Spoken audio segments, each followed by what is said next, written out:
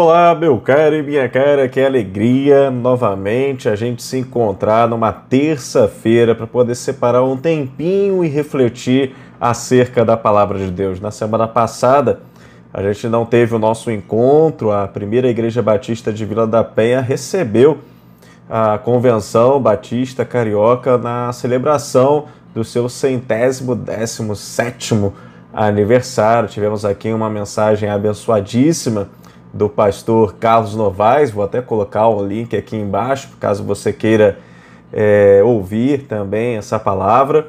Mas hoje, então, estamos retornando à nossa reflexão a partir da carta de Tiago. E eu quero convidar você, nesse momento, a que abra a sua Bíblia, acesse a sua Bíblia na carta que escreveu Tiago, no capítulo 1. Nós vamos ler do versículo 22 até o final, que é o versículo 27. Diz o seguinte, a carta de Tiago, capítulo 1, a partir do versículo 22. Sejam praticantes da palavra e não apenas ouvintes, enganando-se a si mesmo. Aquele que ouve a palavra, mas não a põe em prática, é semelhante a um homem que olha sua face no espelho e depois de olhar para si mesmo, sai e logo esquece da sua aparência.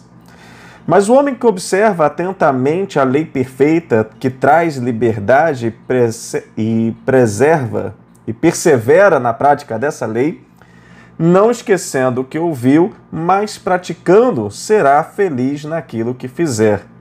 Se alguém se considera religioso, mas não refreia a sua língua, engana-se a si mesmo. Sua religião não tem valor algum. A religião que Deus, o nosso Pai, aceita como pura e imaculada é esta: cuidar dos órfãos e das viúvas em suas dificuldades e não se deixar corromper pelo mundo. Bom, a primeira coisa que eu observo aqui nessa carta de Tiago é quando ele fala da real capacidade que a gente tem de enganar a nós mesmos. Isso acontece, por exemplo, quando ele vai falar de tentação, lá no versículo 14, que ele diz: nós somos tentados pela nossa própria cobiça, sendo por ela arrastado e seduzido. Ou seja, fica subentendido aqui que a gente cai em tentação quando a gente relativiza, né, na nossa própria cabeça os princípios e os valores, e a gente mesmo se arrasta para o erro, a gente mesmo se arrasta para o pecado. E aí, por isso que Tiago, para alguns, parece assim um pouquinho indigesto, porque ele nos chama à responsabilidade. E você vê aqui que quando ele fala de tentação, quando ele fala de engano, ele não vai dizer que é capeta, não. Ele vai dizer assim, ó, você é tentado pela sua própria cobiça, pelo seu próprio desejo. Você é enganado porque você se engana a si mesmo, né? Mas, bom, agora a gente está diante desse erro aqui, que é de ouvir a palavra, mas não praticar. Às vezes o erro de você estar frequentando a rotina, as programações de uma igreja, mas isso não afetar essencialmente a sua vida, não afetar o seu interior. E aí, para isso, a gente tem essa exortação do versículo 26. Se alguém se considera religioso, mas não refreia a sua língua, engana-se a si mesmo. A sua religião não tem valor algum. A religião ela se torna vã quando ela não vem acompanhada de palavras que sejam coerentes com a fé evangélica. E quando eu falo aqui de fé evangélica, eu estou falando não da tradição evangélica, da igreja evangélica, mas eu falo do evangelho do reino de Deus, na fé, né, do evangelho do reino de Deus, da salvação que há em Cristo Jesus. E quando eu falo de palavras aqui, também não estou falando de jargões, quase que eu poderia dizer assim, de gírias evangélicas, daquilo que a gente até brinca, chamando de evangeliquez, que muitas vezes é muito difícil de entender, das pessoas que estão de fora entender o que a gente está querendo dizer. Não é disso que eu estou falando. Jesus ele vai dizer, Mateus 12, que a boca fala do que o coração está cheio. Então, por isso que eu estou falando, né? Às vezes a gente frequenta a igreja, participa dos programas, mas isso não altera o interior, aquilo que efetivamente foi acolhido no coração, não tem nada a ver com aquilo que a gente está ouvindo quando estamos nesses lugares. Por exemplo, há grupos que, quando a pessoa se converte, ela é incentivada a manifestar, a exercitar o dom de línguas, mas quem realmente está cheio do Espírito Santo, ele não vai falar, não vai ter dom de línguas, não, ele vai saber dominar a língua, né? De saber o que falar, de ter palavras coerentes com a sua fé. É o que diz Paulo ali, quando ele escreve a sua carta aos nossos irmãos de Éfeso, no capítulo 4, versículo 29. Nenhuma palavra torpe saia da boca de vocês, mas apenas o que for útil para edificar os outros conforme a necessidade, para que conceda graça aos que ouvem. Nós somos dispenseiros da graça do Senhor e as nossas palavras devem ser palavras que manifestem graça, que manifestem misericórdia, que abençoe as pessoas que recebem essas palavras. Então, meus irmãos, nós estamos aqui diante desse erro de ouvir a palavra e não praticar. De repente, de frequentar, novamente eu estou dizendo aqui, a rotina e programas de uma igreja, mas isso não afetar o meu comportamento, isso não afetar o meu exterior. E aí temos aqui o texto do versículo 27, que ele vai dizer: a religião que Deus, nosso Pai, aceita como pura e imaculada é essa, cuidar dos órfãos e das viúvas em suas dificuldades e não se deixar corromper pelo mundo. A religião, ela vai se tornar vã, ela vai se tornar vazia quando não vem acompanhadas de atitudes e comportamentos que sejam coerentes com a fé evangélica. E aí, quando eu falo de atitudes, quando eu falo de comportamentos, eu não estou falando pela adoção ou não de determinado tipo de vestimenta, pela adoção ou não de determinado tipo de adereço, de roupa. Eu também não estou falando de um ativismo em que você se envolve com bastantes programações e tal, mas que efetivamente você não está servindo a Deus. Quando você está envolvido em todas essas atividades, mas procurando se lançar, procurando se destacar, procurando fazer com que as pessoas vejam o quão dedicado você é. E aí, para esse tipo de comportamento, Tiago está dizendo também: não engane a si mesmo. Som de coração.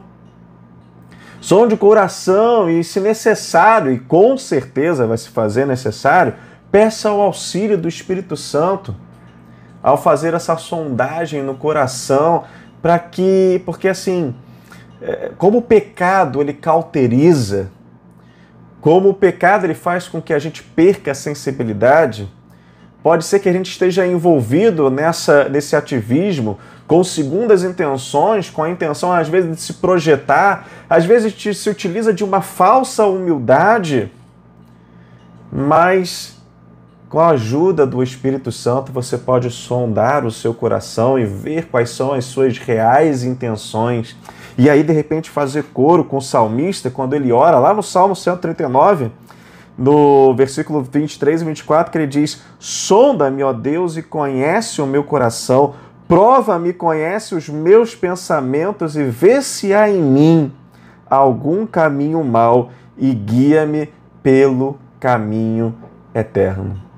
Finalmente eu queria, encerrando aqui já a nossa reflexão, reforçar o tamanho do erro, o tamanho do engano que é somente ouvir a palavra de Deus e não praticar. Por quê? Vamos pensar que quando a gente vai aprender alguma coisa, A gente aprende melhor um conteúdo quando a gente ouve esse conteúdo, quando a gente vê esse conteúdo, ou quando a gente pratica esse conteúdo. Melhor, vamos pensar numa receita de bolo. Você aprende a fazer determinada receita de bolo quando você ouve as instruções, quando você vê as instruções, ou quando você pratica essas instruções. Com certeza, quando você está fazendo a receita, que você vai aprender melhor e daqui a pouquinho se tornar até um expert. E aí, da mesma forma, vamos agora ao versículo 25, quem observa atentamente a lei perfeita que traz a liberdade, se observar é praticar, e persevera na prática dessa lei, não esquecendo o que ouviu, mas praticando, será feliz naquilo que fizer. Melhor maneira de aprender alguma coisa é observar a lei do Senhor e praticar a lei do Senhor. Por isso que Jesus também, lá em Lucas 11, versículo 28, ele vai dizer: felizes são aqueles que ouvem a palavra de Deus e lhe obedecem. Obedecem como? Praticando aquilo que a lei de Deus determina. E aí você também pode novamente fazer coro com o salmista.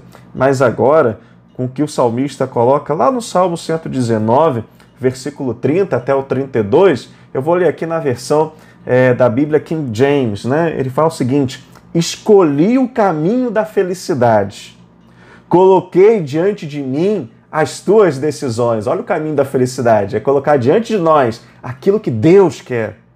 Mantenham apegado às tuas ordenanças. E aí depois ele vai dizer à frente: corro pelo caminho dos teus mandamentos, pois me alarga o coração. Praticar a lei de Deus, praticar os mandamentos de Deus, colocar diante da nossa frente as decisões de Deus para a nossa vida e seguir aquilo, a boa, perfeita e agradável vontade de Deus para a nossa vida, está no centro da vontade de Deus. É o verdadeiro caminho da felicidade, é aquele caminho que alarga o coração, é aquele caminho que alegra o coração. É o caminho de ser praticante e não somente ouvinte da palavra de Deus. Vamos orar ao Senhor nesse momento? Vamos pedir a Ele direcionamento a respeito disso? Quero convidar você, então, que feche os seus olhos, abaixe a sua cabeça. Nós vamos, assim, elevar os nossos pensamentos ao Senhor e orar nesse momento. Santo Deus e Pai, que coisa maravilhosa, Senhor, que exortação maravilhosa é que Tiago, inspirado pelo Santo Espírito, deixa para nós hoje. Porque, Senhor, a Tua palavra é viva, a Tua palavra é eficaz, a Tua palavra é assertiva, a Tua palavra é lâmpada para os nossos pés, é direção para o nosso caminho e fonte de felicidade. É poder praticar a Sua palavra, ó Deus, dar vida a ela através de nossas vidas, Senhor. E nós te pedimos, ó Pai, porque às vezes nós temos essa capacidade terrível de enganarmos a nós mesmos, de fazermos, Senhor, nós mesmos pensarmos que estamos fazendo a coisa de maneira correta. Mas te pedimos, ó Pai, pela força que há no Santo Espírito de Deus, que Tu possa, Senhor, sondar nos nossos corações e ver, Senhor, se há alguma segunda intenção, se há, Senhor, alguma outra coisa que não venha agradar a Ti. Coloque, Senhor, diante de nós para que possamos confessá-las a Ti, obter perdão e poder, ó Deus, caminhar esse caminho de vida, esse caminho de paz, esse caminho de alegria no Espírito Santo. Seja assim, Senhor, em nome de Jesus. Amém e amém. Louvado seja o nosso Deus e até semana que vem. Um abração. Deus te abençoe.